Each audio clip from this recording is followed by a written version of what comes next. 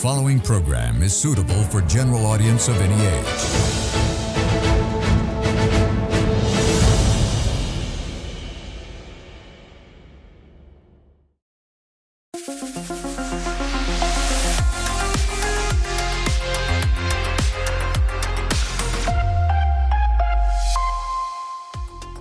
Hello and welcome to another brand new episode of All Access, where we get unfiltered paths to subjects that are of public interest. So today we are focusing on something we all depend on every single day: water.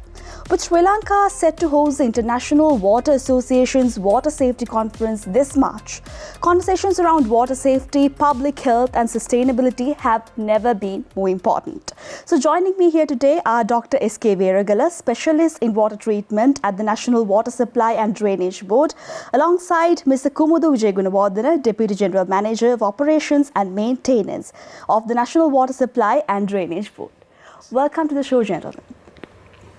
So to start off our conversation with, so what people normally see is purified water coming out of their taps, and then they trust the process, and then they uplift their lives and consume the water. So when it comes to the whole process behind that, Mr. Vijayagunawardena, so how does it happen? The purification starts from the raw water intake, all right? So now this conference theme is water safety, and in fact we are working 100% on water safety regulations and ensuring that water is safe to drink. So this year's conference theme is water safety as well. That's to ensure that it's a systematic approach to ensure that the water that you drink is safe and not health hazardous. So the process starts from the raw water intake, and depending on the raw water quality and the content and the contaminations, the levels of the contaminations, we decide on the purification level and the process, and the final outcome is standard, SLS standard certified water product that has no adverse effect on the human health. Definitely, sir. So when it comes to water, although we have a fuel crisis on the go these days and fuel looks like the most important thing, if water goes wrong in our day-to-day process, it's a burning point when it comes to our health hazards, day-to-day life and consumption when it comes to all the industries. So definitely that's a valid point, and with that regard we move to the conference theme. So Dr. Veragala, what is it all about, hosting the IWA Water Safety Conference in Sri Lanka? How is it important to Sri Lanka, and what kind of benefits do we have in that regard? Yeah, of course. I mean, there's something so much important for the country in terms of international recognition and to demonstrate how good we are in managing water in a safely manner. So that is what the idea here. So I mean, I would like to get you about the brief on this International Water Association, which was established in UK, London, as the head office in 1999. They are having a huge number of members, like almost like 10,000 around.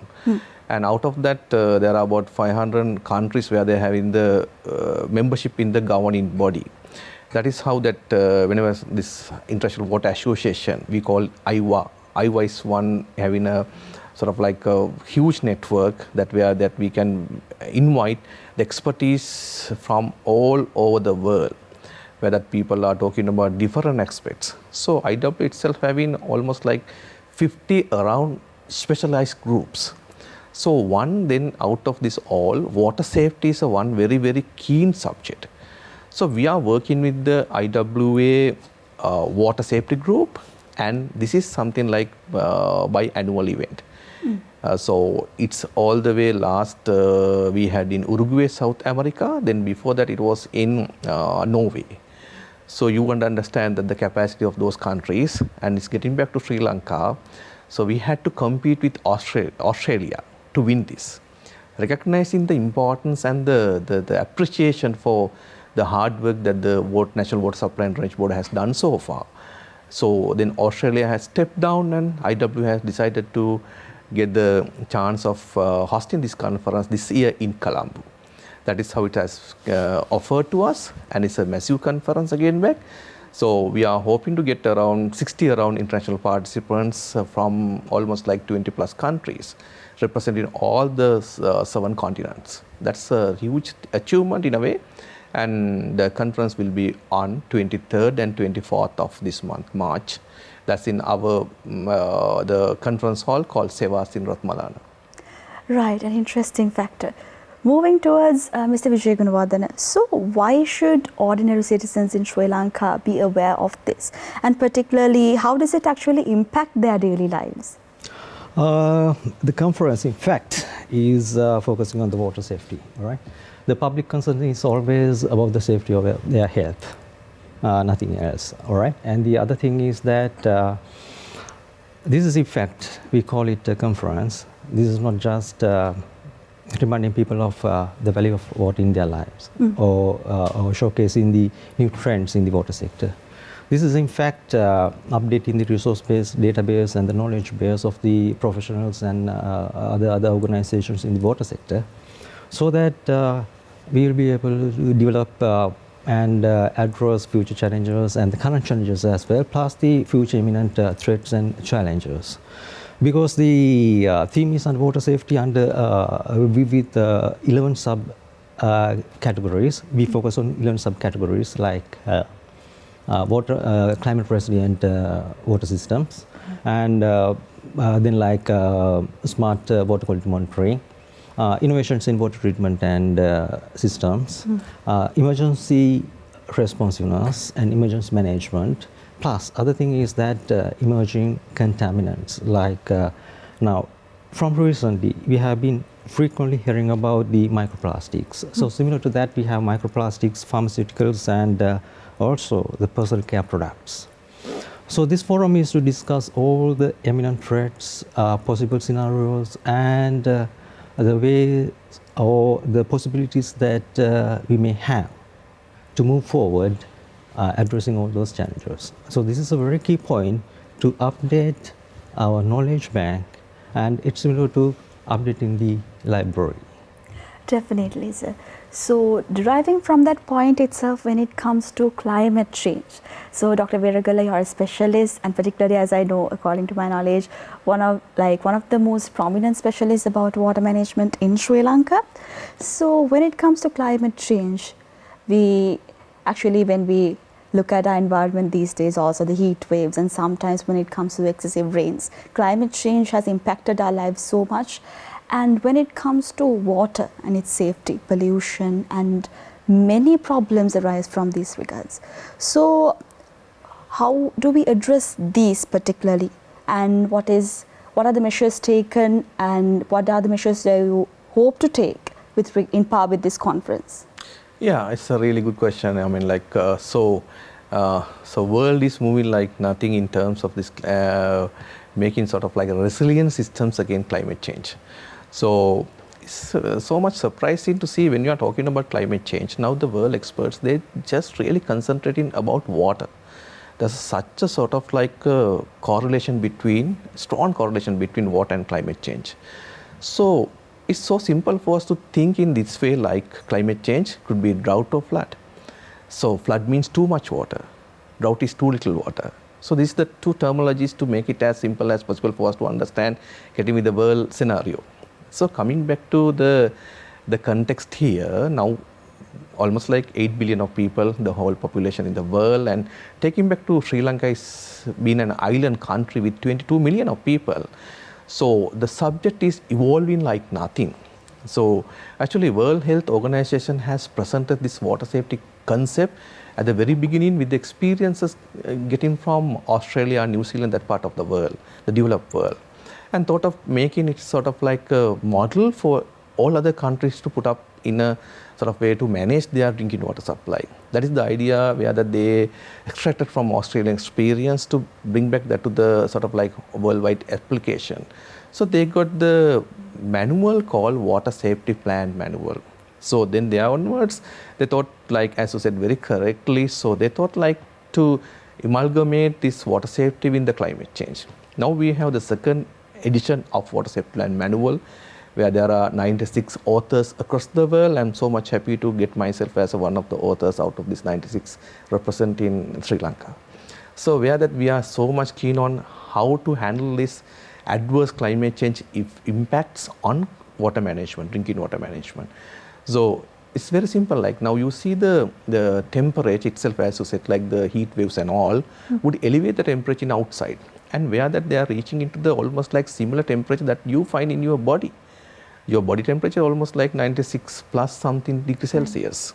So when the temperature come in almost closer, the pathogens that we getting with our excreta would find a much more comfortable environment in outside. So it's a big challenge for us to how to handle this. Okay, so when you take up a person who got affected with waterborne disease, say 1 gram of feces would carry about 10 million of viruses. It's a really big challenge. So on the other hand, when you have the elevated temperatures in environment, so that the normal water in atmosphere could be about 25 degrees Celsius, say that it would get into 27 degrees Celsius with the climate change impact. So the worst scenario, it's like the capacity of chlorine to be dissolved in water is coming as a big challenge. When the temperature goes up, the dissolving capacity all the way simultaneously is going down, like in a way. Okay, so then one side the water won't be able to react as we want what we had in past. Other side, the very feasible environment for these pathogens to come and grow in the outside environment. So this making a really worse scenario. So what we have to do is like that, we have to understand very carefully what are the real adverse impacts and what are the challenges that we have to face. And a way like we have to quantify, we have to get proper methods for us to address this all in terms of water treatment. It's a big challenge. So coming back to climate change, as I said, like too high water, where that you have the cross contamination of your toilet and your well. So there's a pathways being all the way in a very short manner, like so. The worst scenario in the dry weather, you are having a lot of leachates coming from underground, whether there could be the chemical concentration would be getting increased. These all are challenges and making a really complex sort of jargon where that will be in a very tough situation. So it's something really hard for us to understand, and the world is moving. That's why I said like 8 billion of people are trying different ways, different approaches. So conference like this way would help us to bring back that knowledge for a country like island country like Sri Lanka. So it's a very good meeting point, very good platform for us to bring back this knowledge and see how that we can get this use of this knowledge. That is the idea. Definitely, Dr. Veeragala. So through your remark, I actually remembered back then when we faced Ditwa, the Sri Lankan irrigation system was directly affected by it, and people who used water from our reservoirs sometimes were directly affected, and we had the high risk of having waterborne diseases, and that's why we had many challenges. And I feel like this is very timely with regard to addressing those challenges as well within Sri Lanka and beyond Sri Lanka. So moving towards our technical sector, Mr. Vijay Gunawardana. So what exactly is a water safety plan? Yeah, water safety plan is a systematic and scientific and technical approach to ensure that the water that you get is safe for drinking. So it includes not just the customer point or the treatment. Now it covers a broad area from the catchment up to the household tap. All right. So we are shifting our focus from like doing things to looking for the right results. So now instead of adding another filter to the system, all right, we are rather focusing on the quality of the outcome or quality of the water at the customer point. So water safety is from let's say that from catchment, the treatment, the distribution, storage, and the consumption point. But unfortunately is that as a national body or premier organization responsible for water supply, we can assure the water only up to the meter point. Right? The response beyond the water meter lies with the consumer. All right. So that's why usually, though we say that you can drink directly from the tap, so most people, and we may not recommend to drink it from your tap in the kitchen or any outlet within your premises, because it's up to the consumer to have a clean storage tank clean the tanks regularly, and that part of the safety action is not properly monitored or is very difficult to monitor. Right, so that's a two-way process. An Yeah. equal responsibility is there with the authorities as well as the consumer himself. Yes. So we guarantee the supply, the quality of the supply up to the midpoint, and beyond the midpoint, it's consumer's responsibility. Definitely, Mr. Vishagunawardana, an interesting point, and that's actually important for our general public, because when it comes to the authorities, the normal Sri Lankan way is piling up the responsibility to the authorities. That's right. So with that, we move to a short commercial break with more valuable insights and to discuss about the civic responsibility with regard to protecting water and healthy consuming with regard to sustainability. So this is a short commercial break. Stay tuned and join us with All Access.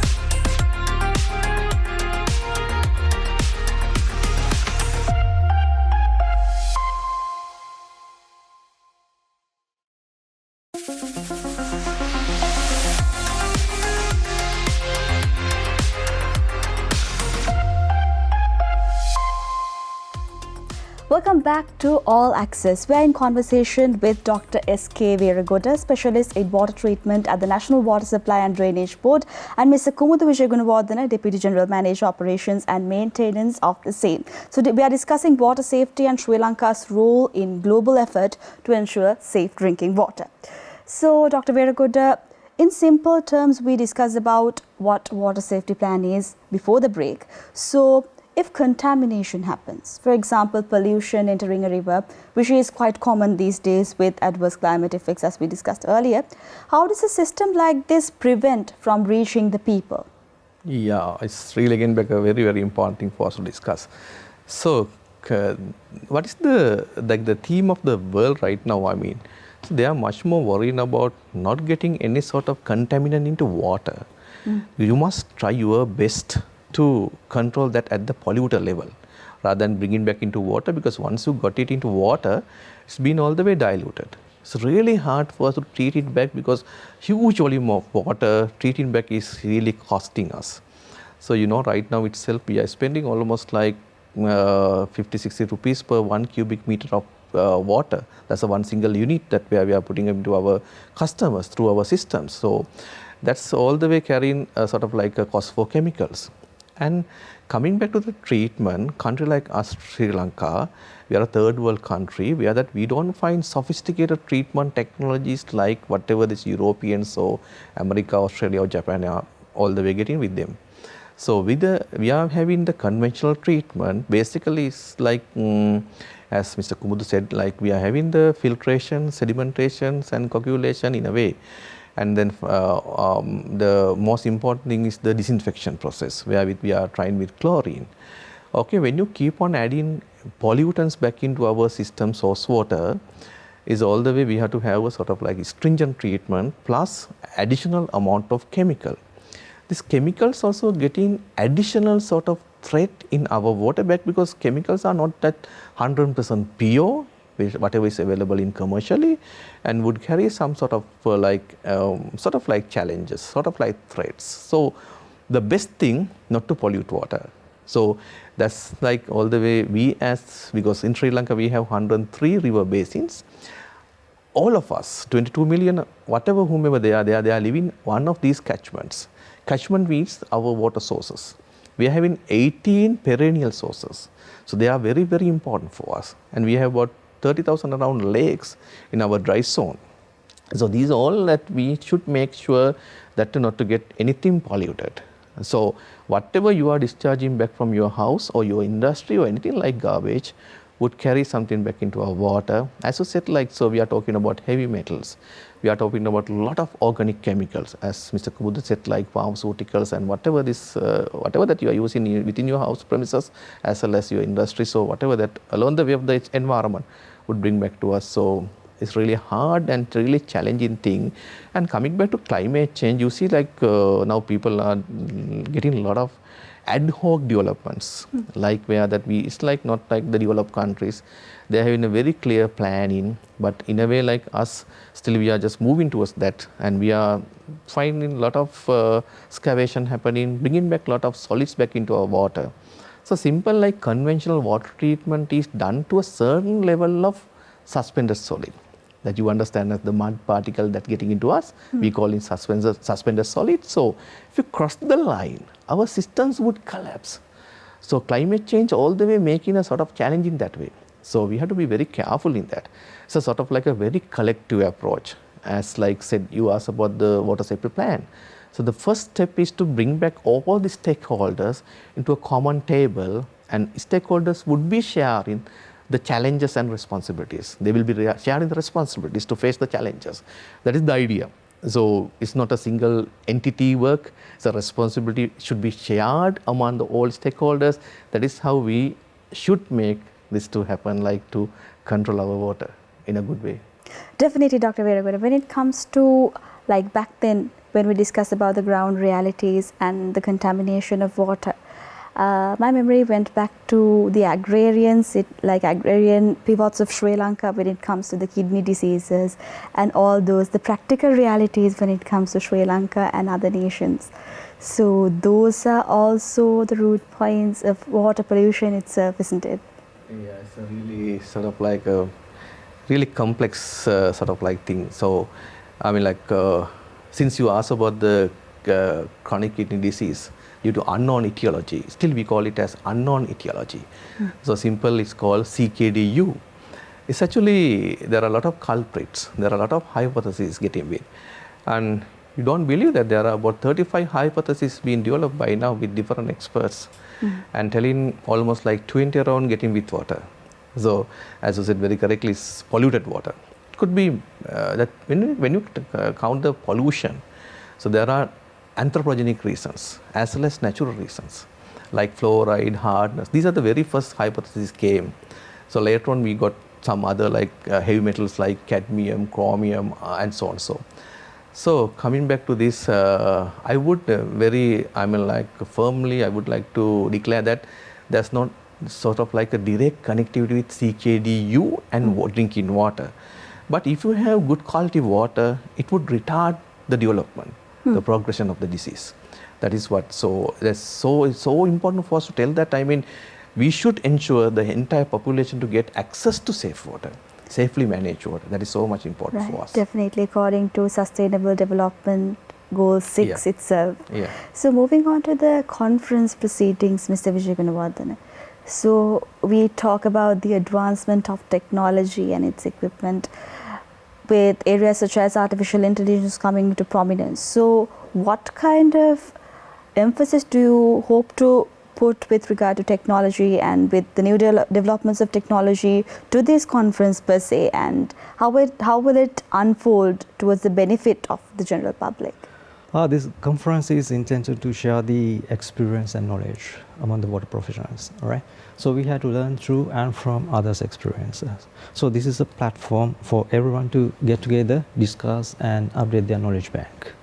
So there will be about 40 technical paper presentations together with another 80 poster presentations, and about 50 foreign professionals from other countries will be visiting Sri Lanka.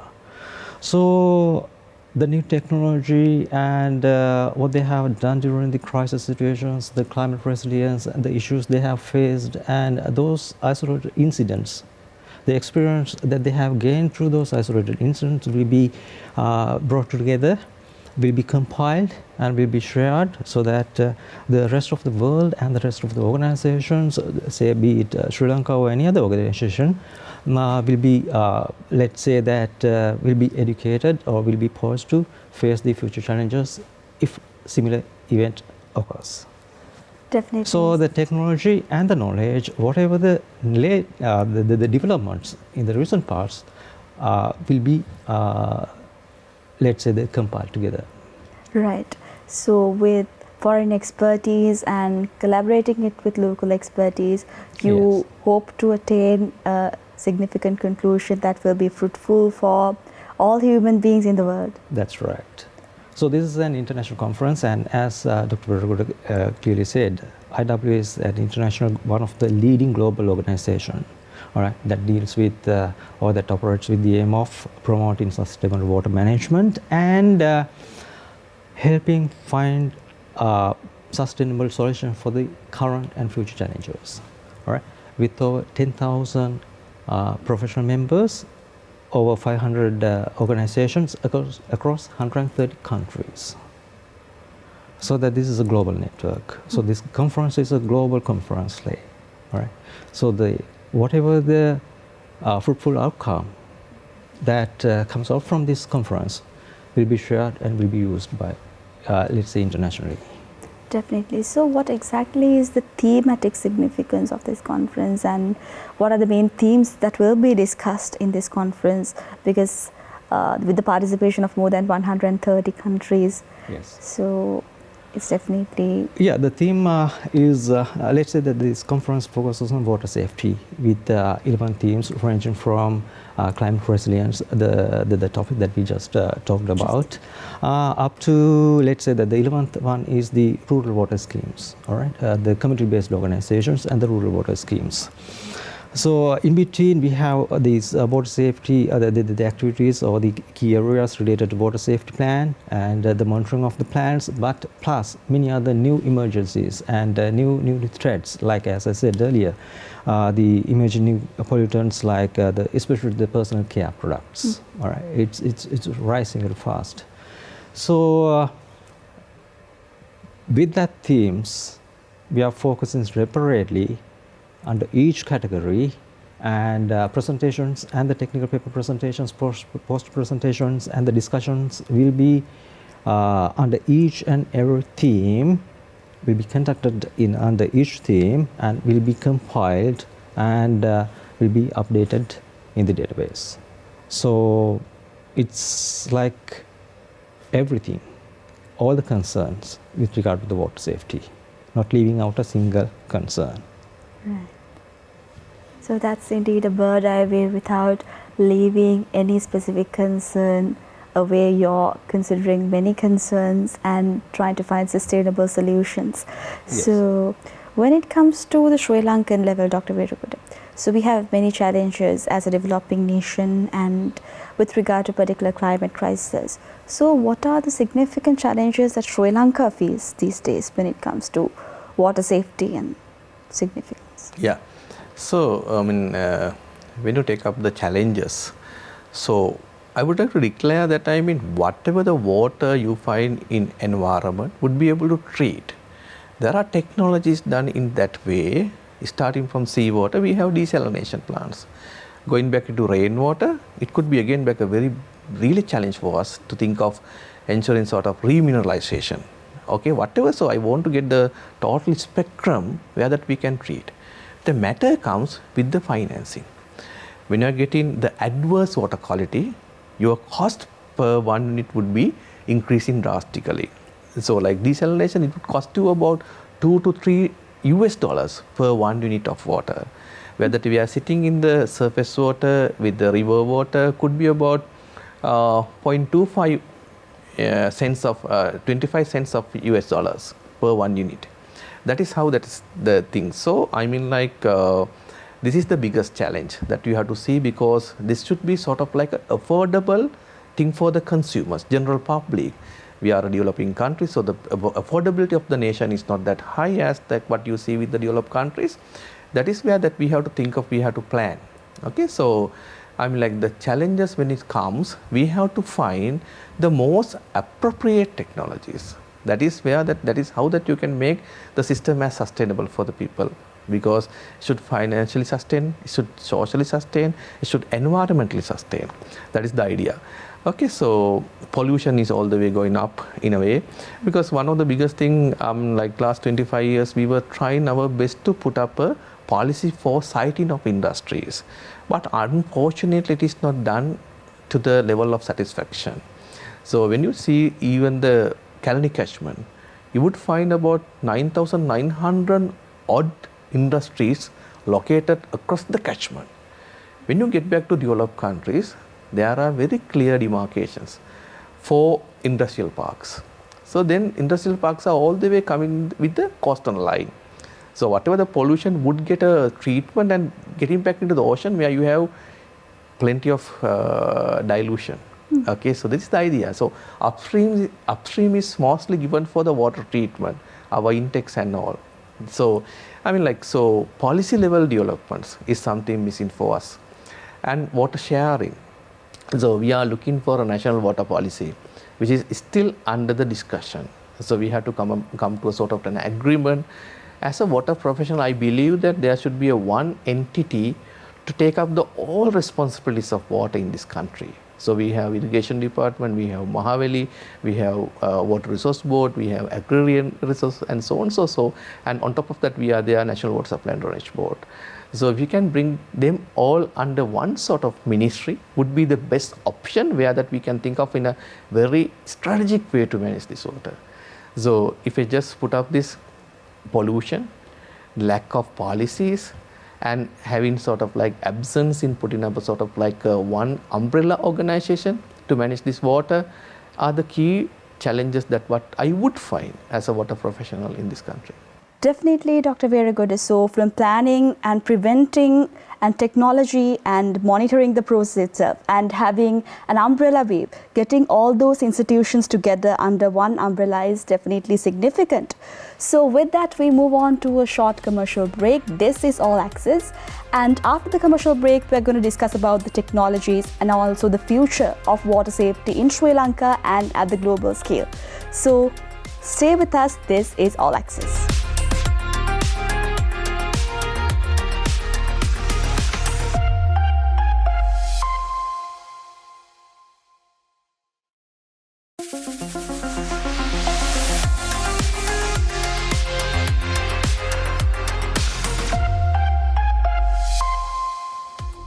Welcome back. This is All Access and we are in conversation about the IWA conference, which is to be held in Sri Lanka in March, and we are in fact proud to host the discussion about water safety here in Sri Lanka. So here with me today is Dr. S.K. Veeragoda, specialist in water treatment at the National Water Supply and Drainage Board, and Mr. Kumudhu Vijayagunawardena, Deputy General Manager, Operations and Maintenance, discussing about many factors that are important for the general public as well as the specialists in the field itself. So when it comes to the role of the public, we discussed earlier, Mr. Vijayagunawardena, when it comes to the role of the public, we have an equal responsibility alongside the authorities as well. That's right. So what do we have to say about the role of the public? What measures that they can take when it comes to protecting and ensuring water safety? That's the pollution, preventing the pollution. All right, the prevention is the best, most economical method of water treatment, because you may have various options for treating the water. All right, as a water organization, a responsible organization, we should have our capabilities to treat any type of raw water and bring it to a level of standard, to meet the standard, required standards. But it would be very costly, not bearable. So it's not with developing countries, even with developed countries, the most cost-effective method is the prevention. All right. But the misconception is that when we say prevention, let's say that discharging pollutants or polluting or protecting the catchment, we always think of a thick forest around the reservoirs or the water source, but it's not. All right. The water source really starts from your drain, from the drain inside your house. All right, right in front of your house. All right, this water flows and gets collected into the river. All right, directs into the river. So that misconception that we are free to pollute the environment around us because it's urbanized and not a water, thinking that it's not a water source or it's simply a drain, that leads to the let's say that causing most of the pollution in the rivers. The other factor is that now people think, since they pay their bills, all right, they have the right to use water at their will and as freely. Because there's a misconception, the general misconception in Sri Lanka is that water is abandoned. All right. just as you think. Significantly. Even Amesha thinks the water is abundant in Sri Lanka. But the reality is that finding reliable and safe water source is harder and is not available in fact. If I say a recent example, all right, so that take Gampa, all right. Last month we had a discussion at the Treasury to find a reliable water source, say that a sufficient water source with sufficient capacity to cater the demand in certain areas in Gampa, Valiveri, Mirigama. The only available source is the Mauya, right? Yes. But if we take the say the start point of the boundary, like Girula, up to the say that Bambukolia, the end point where the river ends in Gambu, today's extraction is around 51,000 meter cube per day, and the demand is to extract another 62,000 meter cube per day. But already the river is dry and there's no water to extract. So that's the only water source. So our misconception that water is available freely and is in abundance is a myth right now. Right. So we face the challenge that misconception of water availability. The other thing is that since we pay the bill, we have the right to use it at our will without any, let's say, conserving water. And the other conception is that I should pollute a catchment area or thick forest area to make some effect to the water quality. No, it's not that. Even if your discharges into the drains, into your sinks, will contribute to the overall pollution in the river. Right. So that's an interesting point to think for our general public itself before we waste the water, before we take the water for granted. Definitely we have a responsibility. Yes, if we say that if we develop a water system with the treatment facilities, let's say that the structures and everything, not only the distribution network, to bring the pipeline to the pipeline on the roads up to your house would cost around 1 million per house. The cost is around 1 million per house. If it is only some expansion in the distribution system, it's about 800,000, 600,000 to 800,000 per house. All right.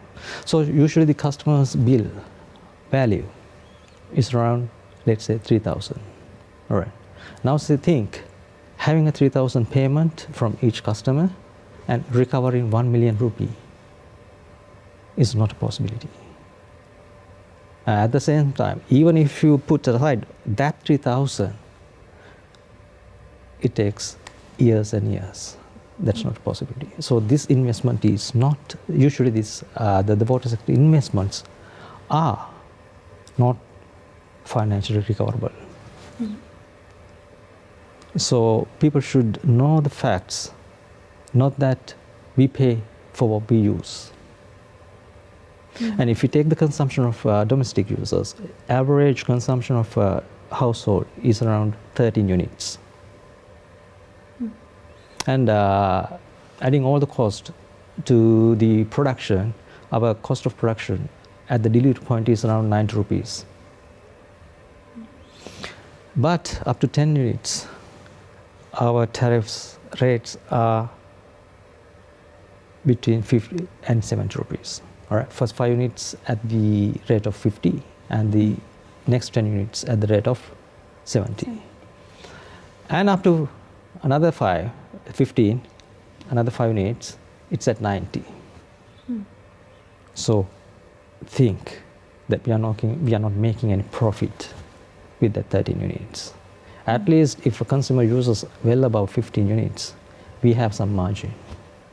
But that's not a, let's say that a significant contribution to recover the loss or the commitment that have been made for the consumption from 0 to 10 units. So the water sector is, let's say that it's the government is the investor, not the public, not the board itself. It's the government money It's the public money, and all these projects are usually funded by the donor agencies. Right. So that's an interesting factor backed by facts actually. So the little drop of water that we waste costs a lot of money, and sometimes it becomes a factor that pulls our economy back itself. So when it comes to Dr. Veraguda, so wrapping up our conversation, what long-term benefits do Sri Lanka have? Like coming from the earlier conversation itself, by ensuring water safety and at large through this conference, I want both of you to address this actually. So the effects of this conference in particular, and with regard to Sri Lanka, you mentioned about the cost that the government has to spend. So if we ensure water safety properly, what can Sri Lanka have as a benefit in the long term? Let me answer you in a very simple manner. Water safety, all right? You said water safety is a continuous process, all right? A water system cannot be developed to a state-of-the-art level and say that, all right, we have developed it to a state-of-the-art level with modern technology and it's the perfect system. No, it's a continuous process. Even if you develop a water system right now to a perfect level, over time, say in about another 10 years time, it becomes obsolete, either technology or physically. That's a concern in the public. Sometimes they think that, let's say that when we are laying a pipeline, they think, why can't they spend a little more and place a larger diameter? Right. But if we take ourselves 2 decades back, the pipes that we used 2 decades back are obsolete right now. They are no longer in existence. So if we use these pipes, right, spending a little extra, now we are in huge trouble because that's an obsolete. The technology gets obsolete, the materials gets obsolete, and even the structures get obsolete, either physically, the capacity restrictions and everything. So water safety plan is a continuous process, and there's no definite end to that one. And nobody can place a definite end, or nobody can say that it's the perfect system. Right. So Dr. Veraguda, Yeah. concluding. So, I mean, like, there's sort of like a calculation done by the economist telling that the investment, how it is worth for us in terms of ensuring water safety. If you invest $1, in return, you would get a sort of like an economical benefit of $4 from the water sector. That 4 times you are having sort of a return back. That is how that it has been discussed all the way. And when you take, like, I mean, say that the day-to-day life, so WHO has counted there are almost like 240 millions of school days are being lost due to waterborne disease across the world. Every 15 minutes you are losing a kid somewhere there in the world due to waterborne diseases. You would understand how important is this water safety for the general public, because on the other hand you are putting up a lot of investment back for the medication, the hospital systems. So we count about almost 60 million of people are getting access to the, I mean, like the government hospital systems for their whatever for the treatment. So that is something. So we have to think in a very broad manner. This is so important. And the one very important is like having such a conference. You would get these experts across the world. They will be sharing their own lesson learned and the best technologies available in the world with the experts in this country. So we can think of how that we can implement these technologies, bring back this benefit to our population, to our consumers. So that's a really, really important thing for us, because that is why that we are putting up such an effort and having the approval from the government to go with this type of conferences, even with this crisis situation, because already there are about 60-70 experts from across the world. They got committed for this conference, and they made everything to come and share their experiences with us. That is why that the government is so much keen to have such a conference and put in all the efforts to bring the maximum benefit out of this to the population of this country. Definitely. So once again, thank you very much, Dr. S.K. Veeragoda and Mr. Kumudu Vijayavardhana for joining us amidst your busy schedules, and all the very best of luck for the conference itself. Hope it finds many sustainable solutions which will save lives and ensure water safety. So thank you very much for joining us amidst your busy schedules and enlightening the general public about many details that we did not know before. Ensuring water safety and saving water is not only saving money but saving a life itself. So with that, we come to the close of another episode of All Access. So water is something that we use every day, often without a second thought. So but we've heard today, ensuring that safe requires consistent effort and sometimes consistent guidance, the knowledge that you'll need. And we surely got that knowledge today. So thank you very much for joining us. Have a great day ahead.